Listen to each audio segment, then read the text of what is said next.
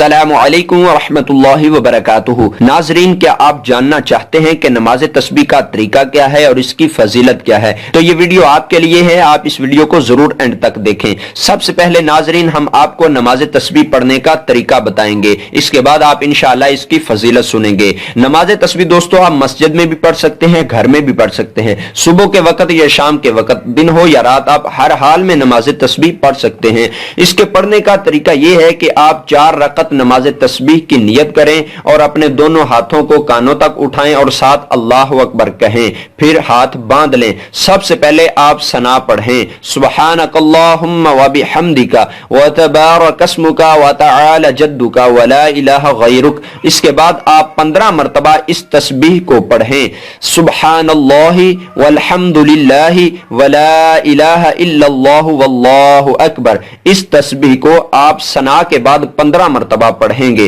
जब 15 मरतबा पढ़ लें उसके बाद आप अऊज़ु बिल्लाहि मिनश शैतानिर रजीम बिस्मिल्लाहिर रहमानिर रहीम पढ़कर सूरह फातिहा शरीफ पढ़ेंगे और उसके साथ कोई भी सूरत मिलाएंगे। जब आप सूरह मुबारका पढ़ लें तो उसके बाद आप 10 मरतबा फिर इस तस्बीह को पढ़ें, सुब्हानल्लाहि वल्हम्दुलिल्लाहि वला इलाहा इल्लल्लाहु वल्लाहु अकबर। सूरह फातिहा शरीफ और साथ कोई और सूरत मिलाने के बाद 10 मरतबा इस तस्बीह को पढ़ें। जब 10 मरतबा पढ़ लें तो फिर आप रुकू में चले जाएं। रुकू की कम से कम 3 तस्बीह पढ़ें, सुब्हान रब्बियल अज़ीम 3 मरतबा आप इस तस्बीह को पढ़कर फिर 10 मरतबा वही तस्बीह दोबारा दोहराएं, सुब्हानल्लाहि वल्हम्दुलिल्लाहि वला इलाहा इल्लल्लाहु वल्लाहु अकबर।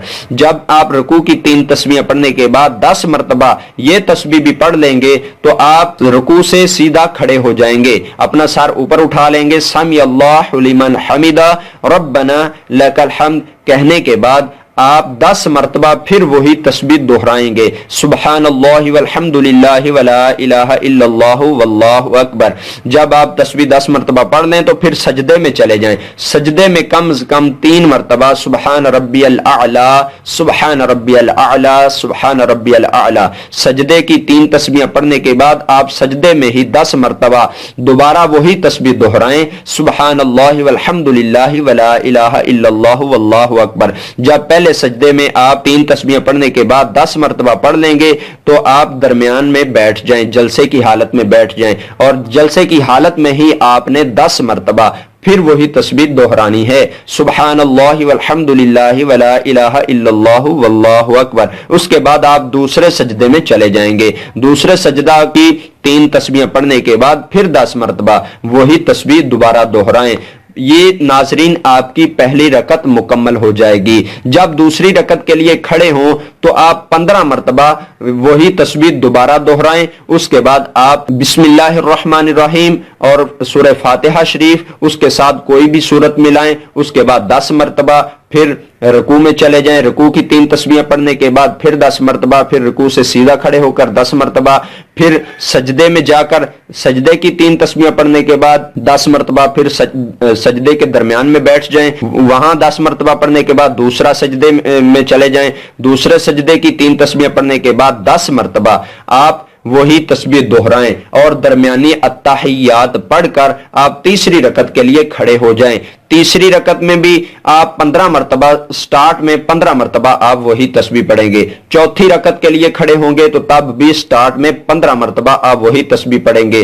बाकी तरीका पहली 2 रकतों जैसा ही है, यानी आप जब भी किसी भी रकत के लिए खड़े होंगे, दूसरी, तीसरी या चौथी के लिए खड़े होते ही आपने 15 मरतबा यही तस्बीह पढ़नी है और आगे पहली रकत में जो तरीका बताया गया है वही तरीका हर स्टेप पर आप इस्तेमाल करेंगे। तो नाजरीन, आप इस तरीका से नमाज तस्बीह की अपनी 4 रकतें मुकम्मल करेंगे। अब नाजरीन, हम आपको नमाज तस्बीह की फजीलत बताएंगे। नबी करीम सल्लल्लाहु तआला अलैहि वालिहि वसल्लम ने एक दिन अपने चचा हजरत सैयदना अब्बास रजी अल्लाह तआला अन्हु से इरशाद फरमाया, ए चचा, क्या मैं तुमको अता न करूं? क्या मैं तुमको बख्शिश न करूं? क्या मैं तुमको तोहफा न दूं? क्या मैं तुम्हारे साथ एहसान न करूं? तो अल्लाह ताला तुम्हारे गुनाह बख्श देगा।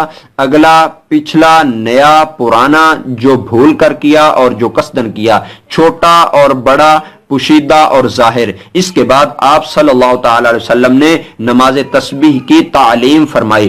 پھر فرمایا اگر تم سے ہو سکے تو روزانہ ایک بار پڑھ لیا کرو، اگر روزانہ نہ کرو تو ہر جمعہ میں ایک بار، اگر یہ بھی نہ کر سکو تو ہر مہینہ میں ایک بار، اگر یہ بھی ممکن نہ ہو تو سال میں ایک بار، اور اگر یہ بھی نہ ہو سکے تو کم از کم عمر میں ایک بار ضرور پڑھیں۔ دوستو اس سے بڑا نماز تسبیح کا کیا فائدہ ہو سکتا ہے کہ اللہ تعالی ہمارے اگلے پچھلے چھوٹے بڑے ظاہری پوشیدہ گناہوں کو معاف فرما دیتے ہیں۔ اور دوستو اولیاء کاملین رحمہ اللہ تعالی کی نماز ہے یہ، مومنین صالحین کی نماز ہے یہ۔ دوستو گناہوں کی معافی کا ذریعہ ہے، اللہ تعالیٰ کے ساتھ قربت کا ذریعہ ہے، اللہ تعالیٰ کی خوشنودی کا ذریعہ ہے۔ تو ہم سب کو نماز تسبیح کا اہتمام روزانہ کرنا چاہیے، اگر نہ ہو سکے تو جمعہ کے روز تو ہمیں ضرور پڑھنی چاہیے۔ اللہ رب العزت سے دعا ہے کہ اللہ پاک ہم سب مسلمانوں پر اپنا کرم مہربانی فرمائے اور ہمیں نماز تسبیح پڑھنے کی توفیق عطا فرمائے۔